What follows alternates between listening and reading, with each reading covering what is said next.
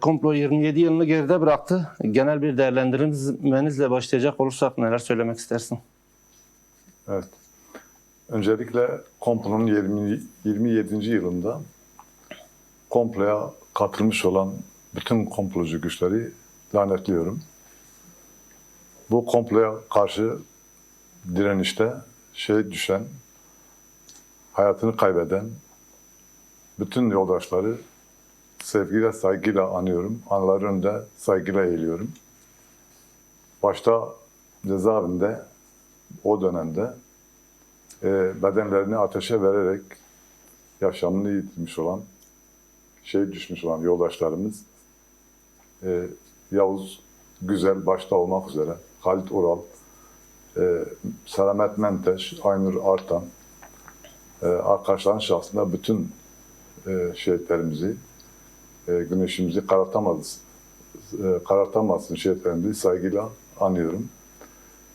Komplonun başlangıcı aslında önderliğin Suriye'den çıkarılmasıyla başlayan bir süreçtir ve günümüze kadar devam eden bir süreçtir bildiğiniz gibi.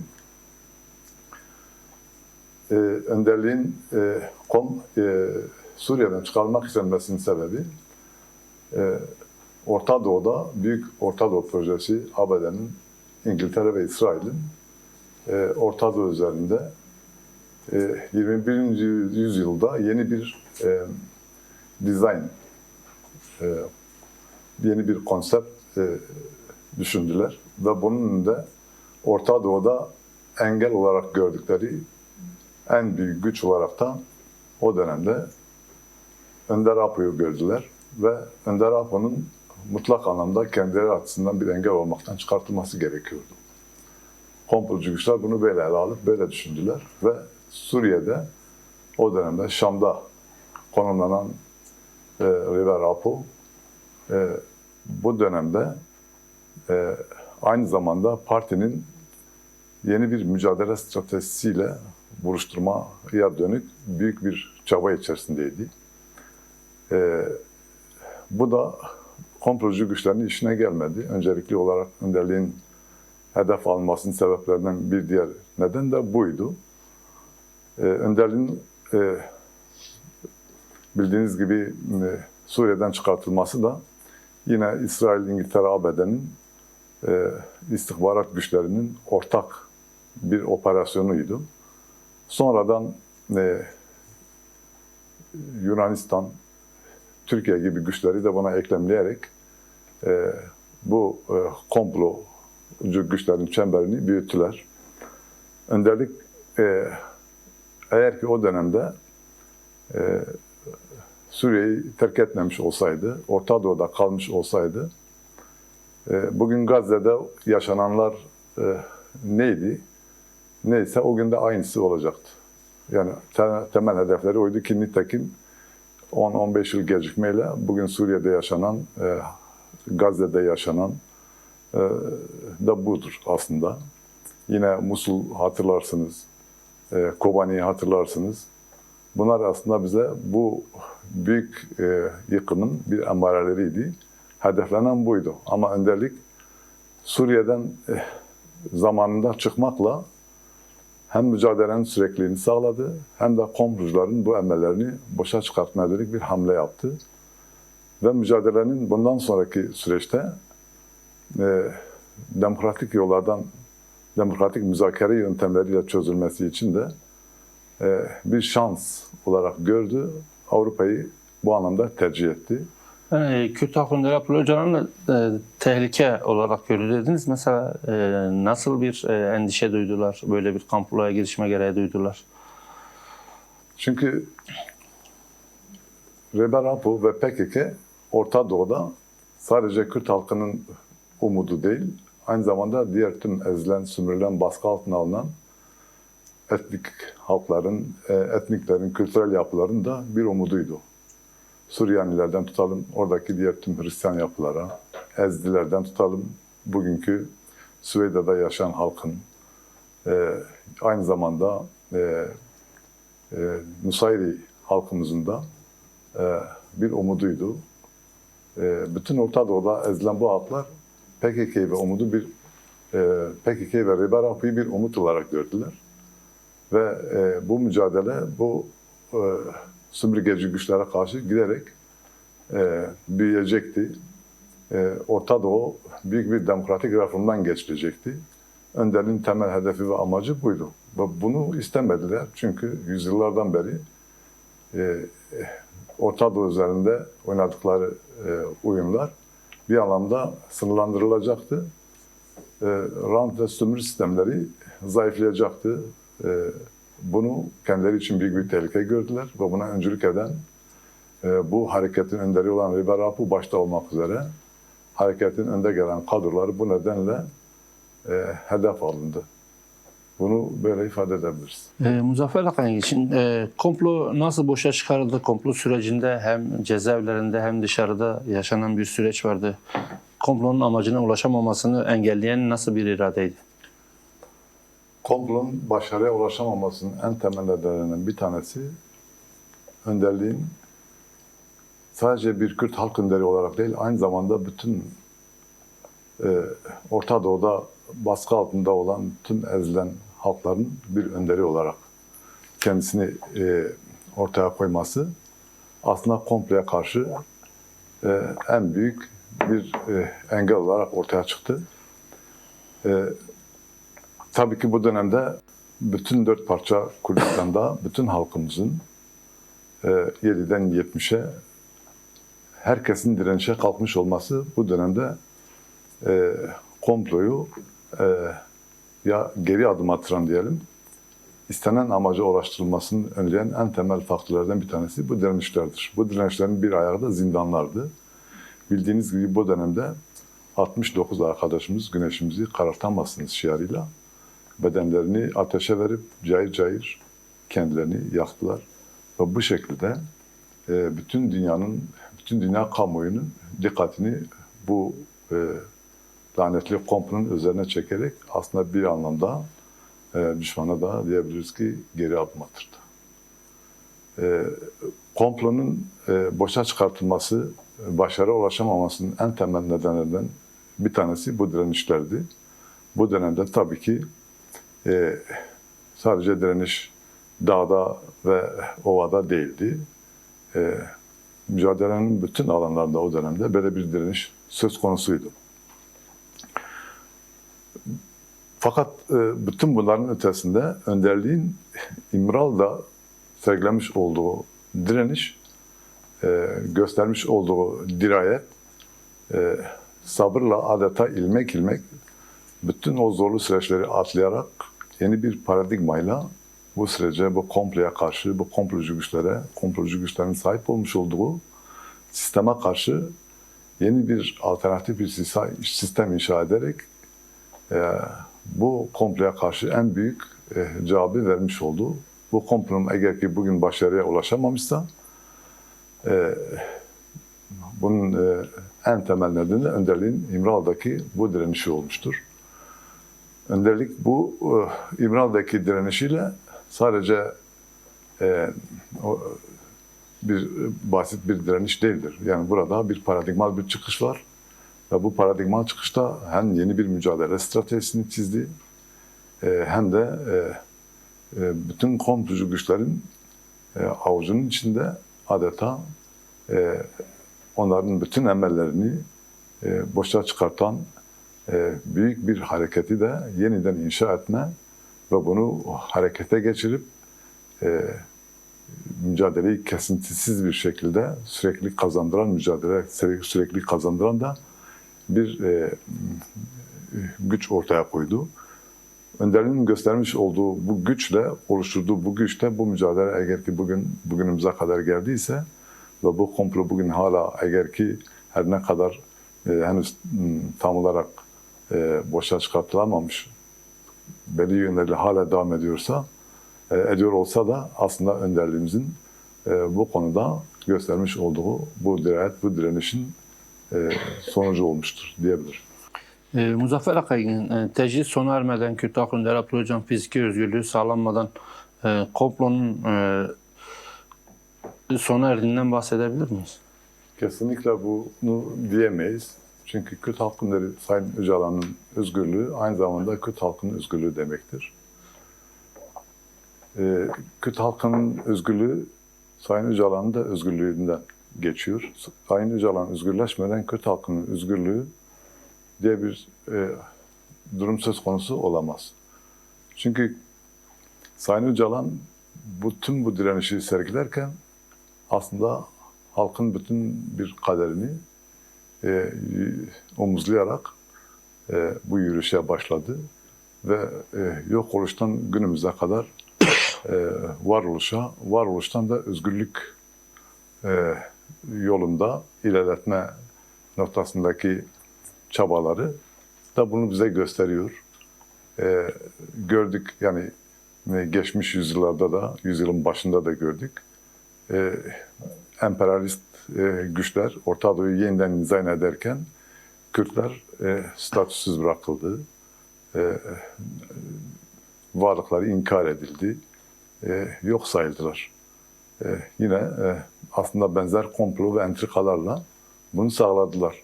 Neden? Çünkü Kürtlerin çağdaş bir önderlikleri yoktu. Çağdaş bir önderlikten yoksundular. Modern bir mücadele stratejisinden yoksundular.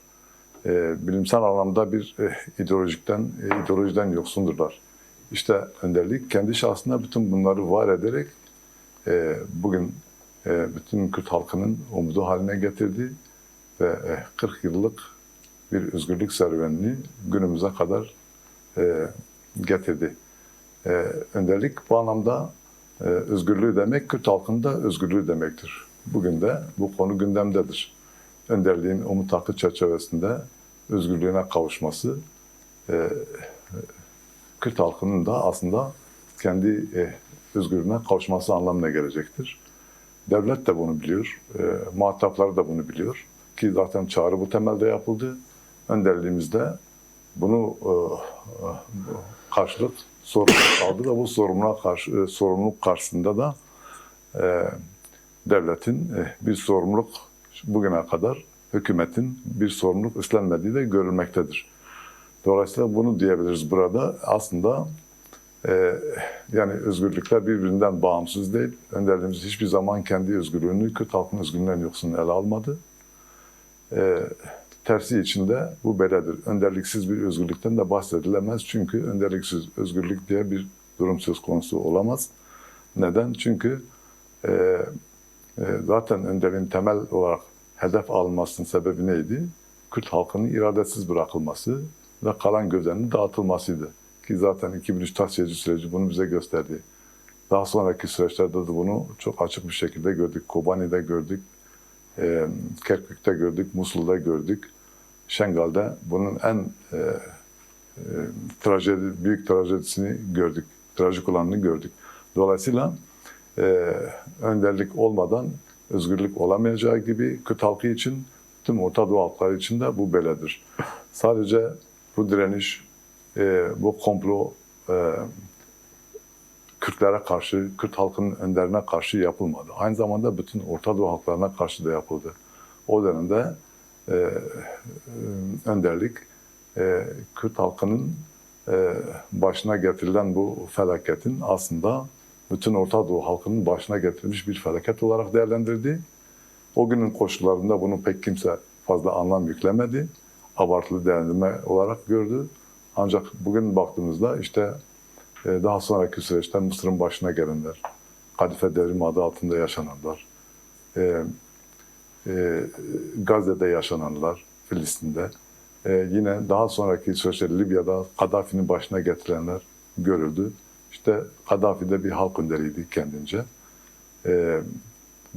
Tasfiye ettiler. Bak bugün işte görüyoruz Libya'da bir türlü bir bütünlük sağlanamıyor. Çok parçalı aşiretlerin yönetiminde bir kaos olarak yaşanmaktadır. Dolayısıyla buradan da anlıyoruz ki demek ki Kürt halkının önderi özgür olmadan, fiziki özgürlüğü sağlanmadan Kürt halkının da fiziki özgürlüğü mümkün değildir. Ruhen de mümkün değildir. Yani bunu çok rahat bir şekilde ifade edebiliriz. O yüzden eğer ki bugün biz önderliğin başlatmış olduğu bu süreci doğru anlar ve bu sürecin bir mola veyahut işte her şey bitti, barış olacak gibi anlarsak yanılacağız. Çünkü bu süreçler aynı zamanda bir mücadele sürecidir. Geçmişte şiddete dayalı bir mücadele stratejisi vardı. Mücadele bununla yürütülüyordu. Ama bugün o strateji geriye bırakıldı. Yeni bir mücadele strateji belirlendi. Ve bu mücadele stratejinin özünde de barışçıl demokratik mücadele yöntemidir. Siyasal alanda bu mücadelenin büyütülerek yürütülmesi gerekmektedir. Bu süreci barış süreci olarak her ne kadar ifade ediyorsak da geçici bir çatışmasızlık olarak da ifade edilebilir. Eğer ki bu iyi bir değerlendirilir, hükümet de buna karşılık olarak iyi verir ve halkımız da bu sürecin arkasından sağlam bir iradeyle kendi mücadelesiyle sağlam bir şekilde durursa o zaman önderliğimiz de halkımız da özgürleşir. Orta Doğu'daki diğer tüm halklar da özgürleşecektir. Aksi takdirde geçmiş yüzyılda Kürtlerin başına getirenler 21. yüzyılın başında da başlatılan komplo ile başlayan bir süreç yüzyılın sonuna kadar da bizim için bir yıkım olarak devam edecektir. Muzaffer Alkangil, yürütülen bir süreç de söz konusu. Yani bu süreci göz önünde bulundurduğumuzda Abdullah Öcalan'ın rolü ve etkisi nasıl bir önemde? Sayın Öcalan'ın aslında mücadeledeki rolü belirleyici. Bütün dünya kamuoyu da biliyor. Belirleyiciliği tartışmasızdır. Bu sürecin başlatılmasından tutalım bugüne kadar sürdürülmesi tamamen Sayın Öcalan'ın yaratıcı hamleleriyle gelişti diyebiliriz. Devlet bir çağrı yaptı. Sayın Öcalan da buna olumlu cevap verdi. Siyasal demokratik mücadele esası temelinde, hukuki zeminde böyle bir mücadelenin stratejisini çizdi ve mücadeleyi bu çizgiye çekme temelinde bir irade ortaya koydu. Ve devlete de bu şekilde bir karşılık vererek bu sürecin sorumluluğunu üzerine aldı. PKK'nın feshi, silahların yakılması da bu iradenin bir sonucu olarak gelişti. Sayın Öcalan'ın dışında kimse bu kararı zaten alamazdı ve bu çağrıyı da yapamazdı. Sayın Öcalan'ın bu kararı Türkiye'ye büyük bir soru kaldırdı. Aslında demin başta belirttik ya, bu komplo sadece Kürtlere karşı değildi. Ecevit ne diyordu? Diyordu ki bayram dahi seyran değil, bu emperyalistler bize neden Öcalan'ı teslim ettiler? Çünkü onların bir planı vardı, bir hesabı vardı. Kendilerince işte Sayın Öcalan'ı biz teslim edeceğiz. Bunlar işte fiziki imhasını sağlayacak ve ondan sonra Kürt-Türk Savaşı başlayacak.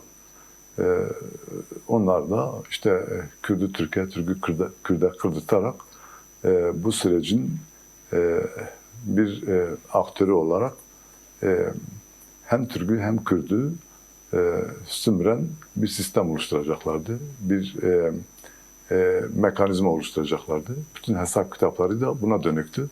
Ama tutmadı nihayetinde. Fakat bu komplo hala da bu kara bulutlar kalkmış değildir. Türk halkı için de böyle, Kürtler için de böyledir. Kürdüyle, Türküyle bütün Türkiye 80 milyon Kürt nüfus için bu böyledir. Eğer ki bu sürecin sona ermesini istiyorsak, silahların tekrar silahlı süreçlere geri dönülmesini istemiyorsak, o zaman Sayın Öcalan'ın almış olduğu bu sorumluluğa karşı hükümetin de bu sorumluluğu üstlenmesi gerekiyor. Ama baktığımızda hala bu konuda belli tereddütleri var, sürümceye yayıyor. Hala bu sürecin siyasal bir artıya nasıl dönüştürebilirim hesabı içerisindedir. Seçim hesabına kurban edilmek istenen bir yaklaşım da görülmüyor değildir. Ama eğer ki bu süreç hala bütün bu yaklaşımlara devam ediyorsa, bu Sayın Öcalan'ın ortaya koymuş olduğu irade ve bu konudaki kararlılığı belirleyicidir. Bugüne kadar da bu irade ve bu kararlılıkla bu süreç getirildi. Eğer ki sonuca götürülmek isteniyorsa hem Türkiye halkının bütünü hem de Kürt halkının bütünü bu sürecin arkasında daha güçlü bir şekilde durmalı, sesini daha fazla yükseltmeli. Silahlı süreçlere tekrardan geri dönülmemesi için de herkes bu sorumluluğu üzerine almalıdır. Hükümet de Devlet Bahçeli kadar cesur olmalıdır.